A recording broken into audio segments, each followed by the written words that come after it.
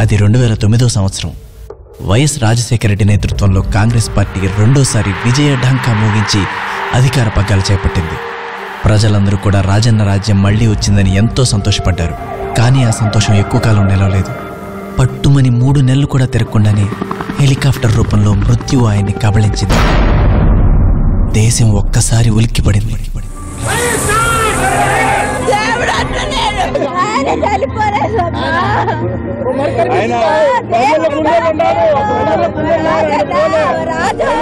రాష్ట్రం అంతా శోకంలో మునిగిపోయింది. ఆయన నిజంగానే చనిపోయారా, లేదు ఎవరైనా చంపించడానికి కుట్ర పన్నారా, అసలు ఇది యాక్సిడెంటేనా? ప్రజల్లో ఎన్నో అనుమానాలు. ఓ పక్క రాష్ట్రంలో అస్థిరత. సీఎం కుర్చీతో మ్యూజికల్ చైర్స్ ఆడడం మొదలెట్టారు. ముందు రోసయ్య, తర్వాత కిరణ్ కుమార్ రెడ్డి, ఇప్పుడు క్యూలో బొత్స సత్యనారాయణ, మెగాస్టార్ చిరంజీవి. కోతికాడ నక్కల్లా కాసుకున్నారు అధికారం కోసం.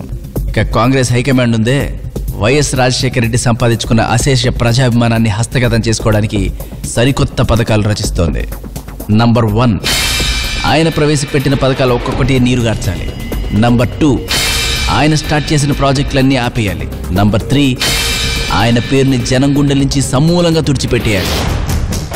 దీని పర్యవసనం, స్టూడెంట్కి ఫీజు రీఇంబర్స్మెంట్లు అందట్లేదు, వృద్ధులకి పెన్షన్లు అందట్లేదు, 108 ఆగిపోయినాయి, ఆరోగ్యశ్రీ అటకెక్కింది, రైతులు గిట్టుబాటు ధర లేక నానా అవస్థలు పడుతున్నారు, పన్నుల మోత, కరెంటు కోత, ఛార్జీల వాత, పరిపాలన రోత. ఇది మన రాత.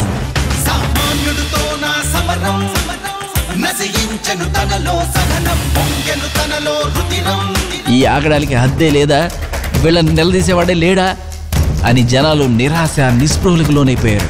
సరిగ్గా ఇలాంటి టైంలో ఒక్కడొచ్చాడు, వైఎస్ జగన్.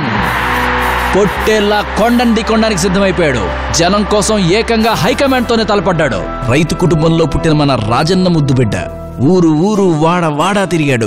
ఒక అవ్వని పలకరించాడు, అమ్మని పలకరించాడు, అక్కని పలకరించాడు, చెల్లిని పలకరించాడు, రైతన్నలను ఓదార్చాడు, చేనేత కార్మికుల కష్టాలు తెలుసుకున్నాడు, విద్యార్థుల ఫీజు రీఇంబర్స్మెంట్ కోసం ప్రభుత్వంతో తలపడ్డాడు, కర్షక కార్మిక శ్రామిక వర్గాలందరినీ తన కుటుంబ సభ్యుల్లాగా పలకరించాడు. తన తండ్రి ప్రవేశపెట్టిన అన్ని పథకాలు అమలయ్యేట్టు చూస్తానని హామీ ఇచ్చాడు. వైఎస్ జగన్ జనం మధ్యలోకి ఎప్పుడు వెళ్లినా కూడా సాక్షాత్తు వైఎస్ రాజశేఖర రెడ్డి వచ్చాడని జనాలు మురిసిపోయారు.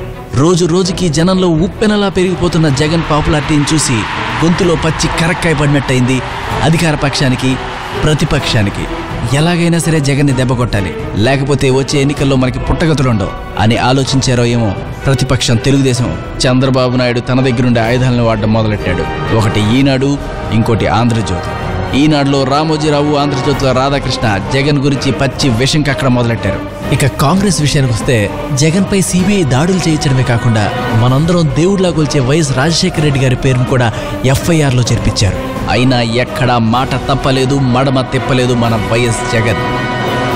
నల్ల కాలంలో ప్రజలకిచ్చిన మాట కోసం ఎన్ని కష్టాలు ఎదురైనా సరే ఊరు వాడా తిరిగి ఎందరినో ఓదార్చాడు. తాత చేతికి కర్రయ్యాడు, తండ్రి చేతికి ఎదుగొచ్చిన కొడుకయ్యాడు, ప్రజల చేతికి ప్రభుత్వంపై ఎక్కుపెట్టే ఆయుధం అయ్యాడు. ఇది రైతు వ్యతిరేక ప్రభుత్వం, నువ్వు చేస్తున్నది తప్పు అని ప్రభుత్వాన్ని నిలదీసిన జగన్ కి వైఎస్ఆర్ని అభిమానించే 17 మంది కాంగ్రెస్ ఎమ్మెల్యేలు తోడయ్యారు. రైతు సంక్షేమం కోరి ప్రభుత్వంపై ప్రవేశపెట్టబడిన అవిశ్వాస తీర్మానానికి ప్రభుత్వానికి వ్యతిరేకంగా ఈ 17 మంది ఎమ్మెల్యేలు ఓట్ చేయడం జరిగింది. ఎవరో ఒకరు ఎప్పుడో అప్పుడు నడవరా ముందుగా అన్నట్టు వైఎస్ రాజశేఖర రెడ్డి గారి పేరు FIRలో చేర్చిన మరు క్షణమే తన నిరసన వ్యక్తం చేస్తూ మేకపాటి రాజమోహన్ రెడ్డి గారు తన పార్లమెంట్ సభ్యత్వానికి బేషరతుగా రాజీనామా చేయడం జరిగింది. Hats off to these 17 MLAs and MP Rajamohan Reddy. ఎన్నికల పోరు మొదలైంది. నెల్లూరులో ఏం జరిగింది, కడపలో ఏం జరిగింది గుర్తుంది కదా. థంపింగ్ మెజారిటీతో వైఎస్ఆర్ కాంగ్రెస్ విజయ ఢంకా మోగించింది. ఇది ట్రైలర్ మాత్రమే. మొత్తం సినిమా రాష్ట్ర రాజకీయ వేదిక మీద అతి త్వరలో ఆవిష్కృతం కాబోతోంది. Stay tuned. వెళ్తూ వెళ్తూ ఒక్క మాట, ప్రజల్ని పీడిస్తూ పదవుల్ని పట్టుకుని వేలాడే నాయకులా, లేదు ప్రజల కోసం పార్టీ పదవి అన్ని త్యాగం చేసిన నిజమైన నాయకులా?